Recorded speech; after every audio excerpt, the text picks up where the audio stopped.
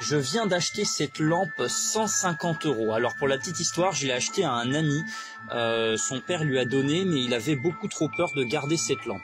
Alors pourquoi est-ce qu'il avait peur de garder cette lampe? Eh bien tout simplement parce que déjà c'est un objet très rare qui vaut très cher et qui n'est plus en production. Alors pourquoi il n'est plus en production? Parce que le liquide que vous voyez à l'intérieur est très cancérigène et extrêmement volatile. C'est-à-dire que si la lampe venait à se casser et à tomber par terre, le liquide serait tellement dangereux qu'il faudrait évacuer la pièce et revenir seulement quelques heures plus tard pour nettoyer.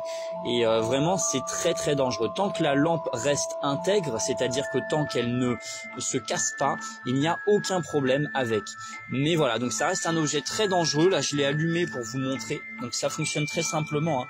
Vous avez une ampoule halogène à l'intérieur là, ça fait chauffer le liquide et ça provoque des bulles en fait de réaction gazeuse.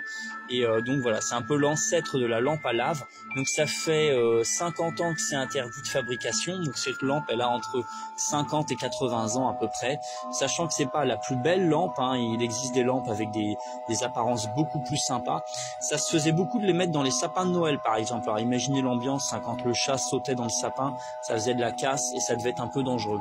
Donc voilà, on voit vraiment que c'est fait main, hein, puisqu'il y a des imperfections dans le verre.